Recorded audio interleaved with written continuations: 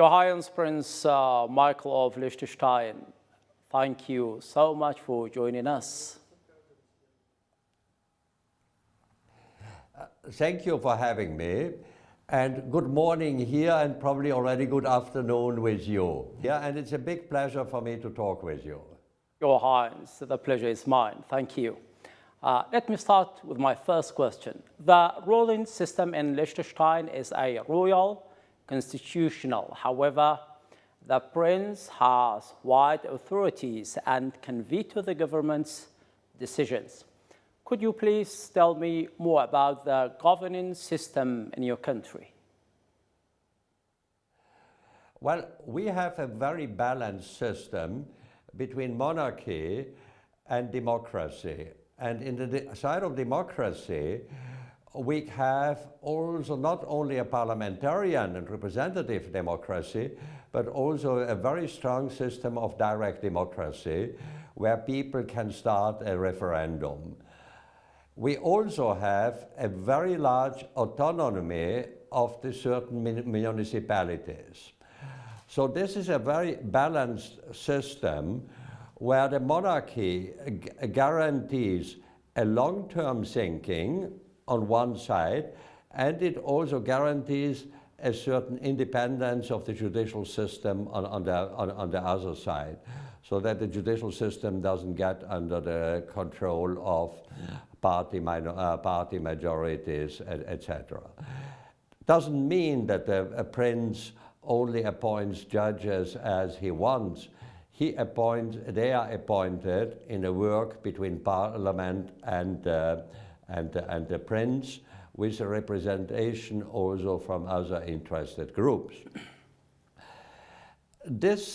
So we say that we have two sovereigns, the prince and the people, whereas, as also our prince said, the people are the somewhat stronger part of in this sovereignty, because, as he said, people can abolish a prince, but the prince cannot abolish the people.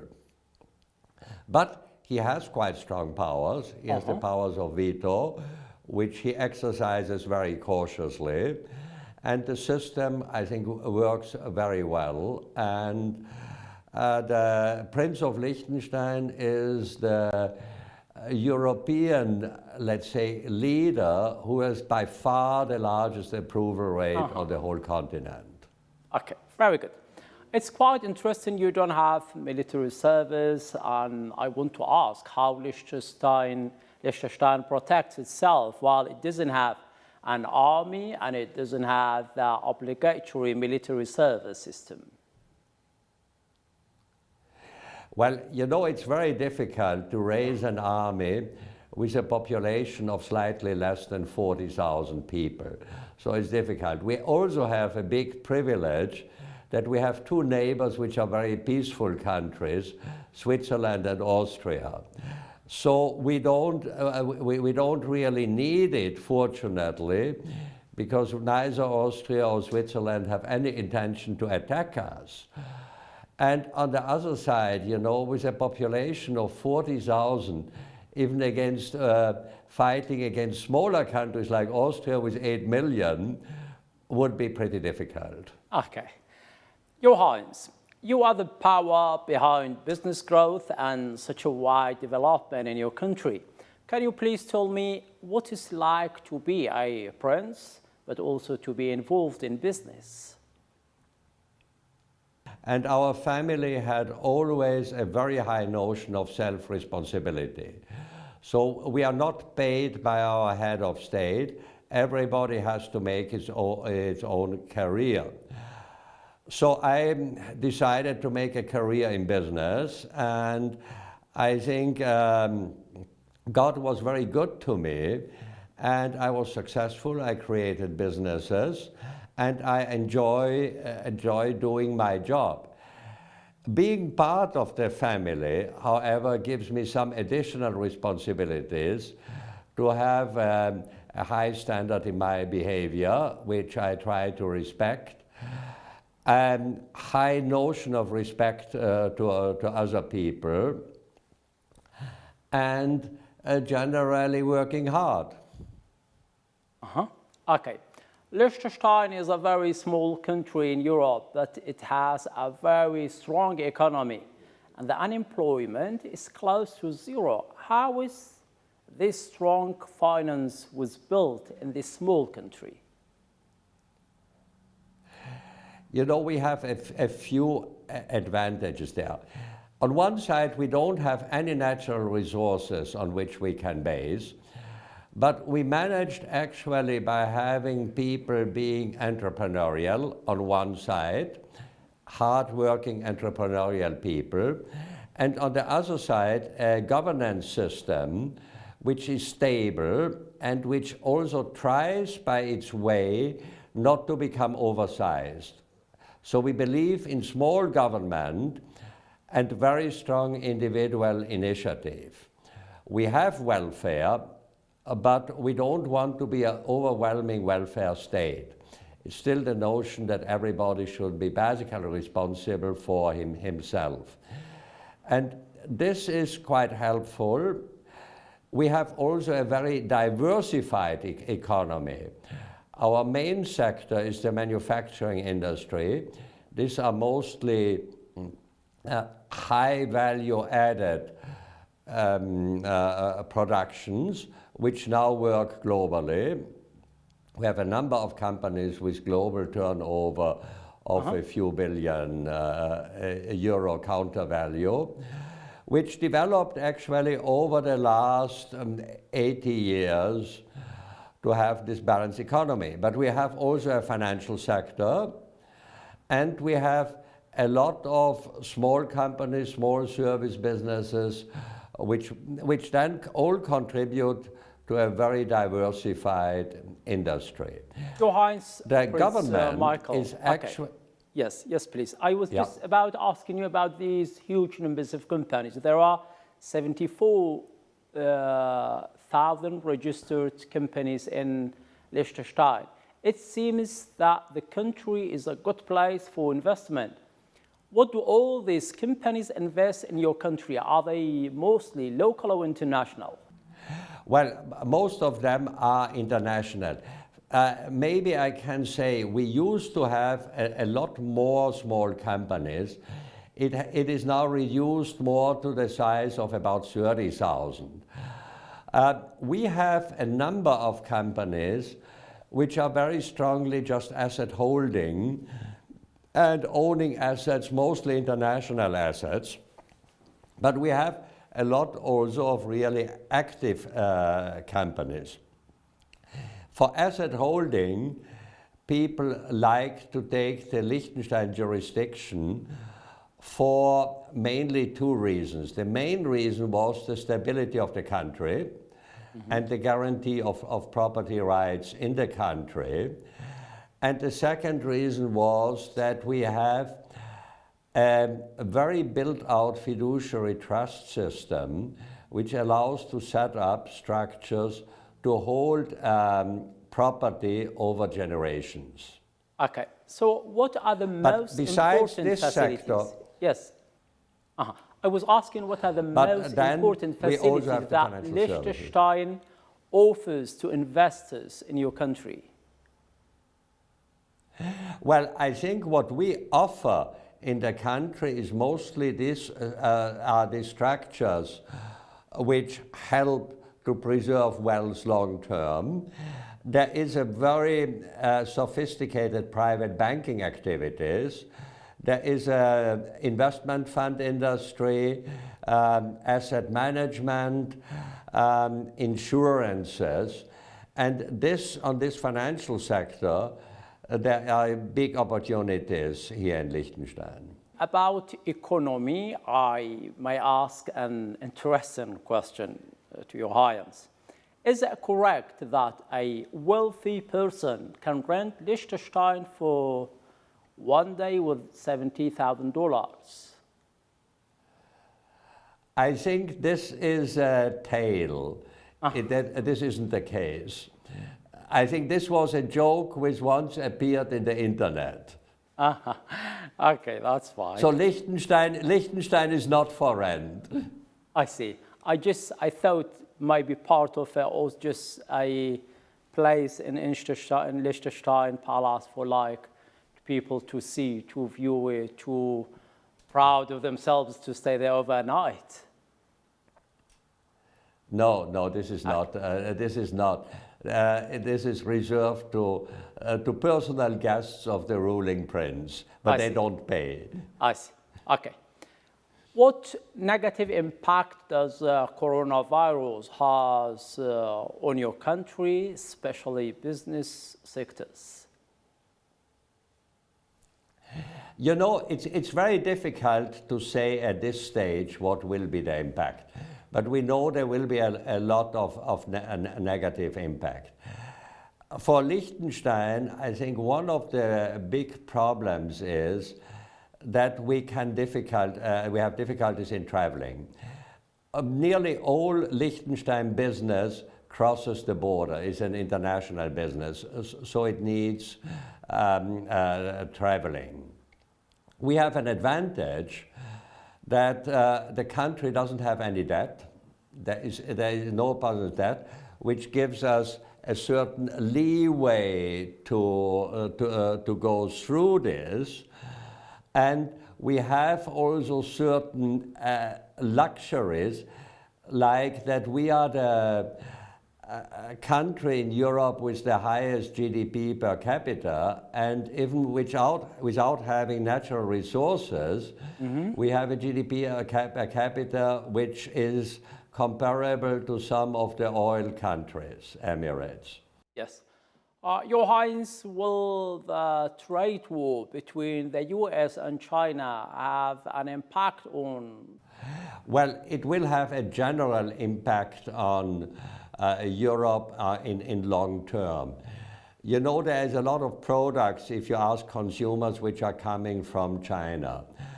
And the trade war and also the fight for hegemony, politically and militarily and economically between the US and China, will lead to a fragmentation. It works actually against globalization. The question is then, will we have a strongly reduced trade with China? This possibility exists, and this will certainly have also an impact on the consumers and also on the exporters. So it might reduce worldwide purchasing power and can also increase the price of products. Okay. But it's not only the trade war. I think it is a fragmentation in order or in consequence of the political dispute. Yes. Now, I want to arouse another issue. Is Liechtenstein open for refugees? Have you received any refugees in the past? Yeah. We have a big culture of helping refugees. This started already during World War II. Then there was this famous case in 1945. There were Russians which came to Liechtenstein in order to avoid to be delivered to the Soviet system and Stalin, and they would have been executed with wives and children, all of them. And Liechtenstein was the only country in Europe who gave shelter to these people. They were at that stage, we had a population of about 15,000, and we had 500 of these Russians for quite a while here, till the Cold War started and they could go to the United States.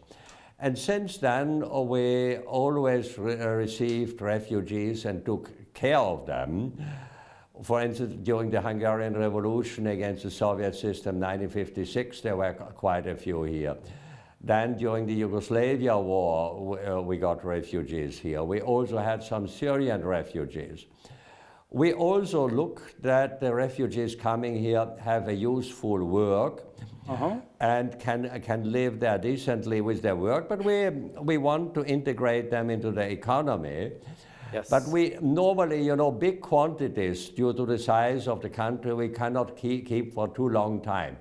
So they might then go on from Liechtenstein. Yes. Now, I want to ask about your royal family. How the Liechtenstein ruling family relation with the other royals in Europe and in the world?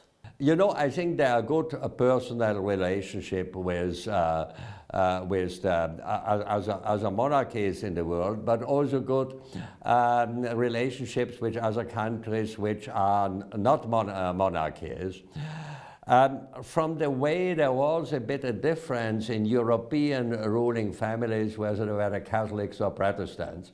And the Catholics used to be quite close between each other, and the Protestants on the other side. Not that there were enmities, etc., but it was a religious thing. So we are Catholics, so we are closer to the royal families which are Catholics than the ones which are Protestants.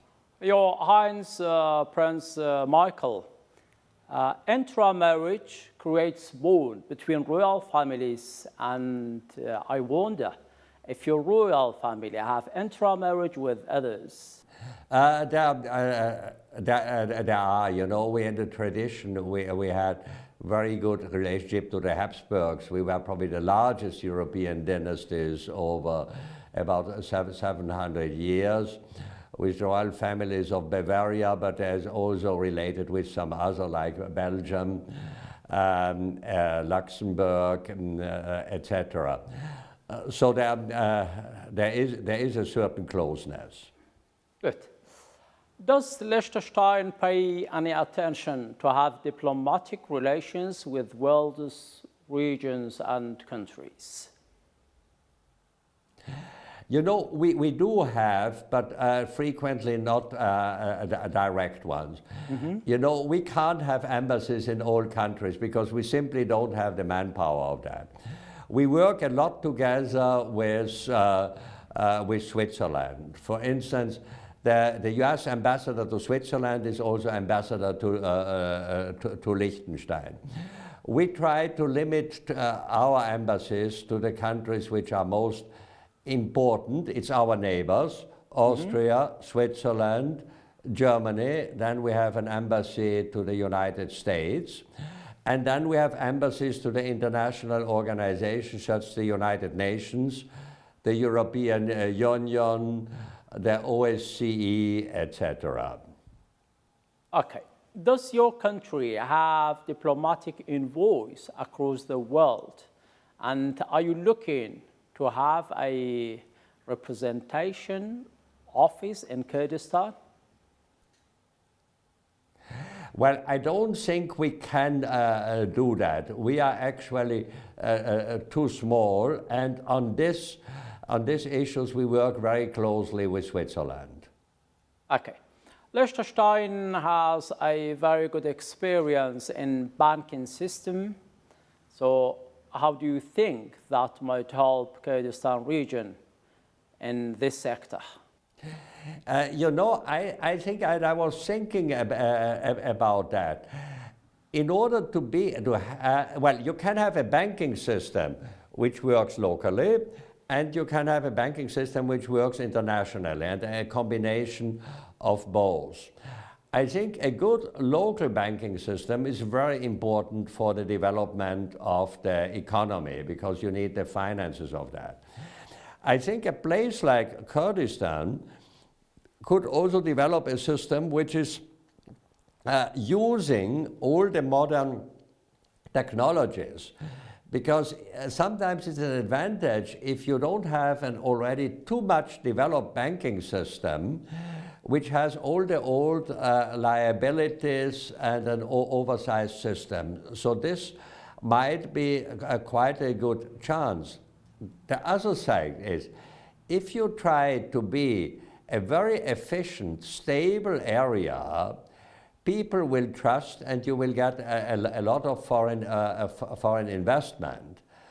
I know you don't have the privilege we have to be in a very protected area, but I think that Kurdistan did quite some advantages in having an efficient governance system which gives the stability and which can give property rights. And I think this is very important, to have a stable legislation, a reliable legislative system, and an efficient but not too big administrative system. So in your country, Your Highness, what's the sector that Liechtenstein's economy mainly depends on? Well, we depend actually on free trade with other countries. We are very small, nearly all our transactions are international. So it is very important for us to have good trade relations worldwide. And there we have the big advantage of being on one side having a customs and currency union with Switzerland, but at the same time also being associated through the European Economic Area with the European Union, having access to the internal market of the European Union. So we can use the Swiss trade arrangement with worldwide, which is very advantageous because Switzerland is also a small country. Yeah. Also big compared to Liechtenstein, and is also very much depending on international relations and international trade. Yes. Finally, you don't have offices or ambassadors around the world. If people want to visit your country, how do they get visa? What's the manner or mechanism of interest? Well, the mechanism of interest is actually, and the visa is issued also in collaboration with Switzerland. It would go through the Swiss consulates, and if somebody can enter freely without visa Switzerland, can visit Liechtenstein. We are also part of the Schengen area, so if somebody can enter the Schengen area, he can enter Liechtenstein. So this is quite, it's quite open. Yeah. Thank you very much, Prince Michael, the Prince of Liechtenstein. Your time is highly appreciated. This is the end of the interview. Thank you indeed. Thank you so much, and I wish you all the best, and all the best to your country. Thank you. Thank you. Bye-bye. Spas, Kabin Arman.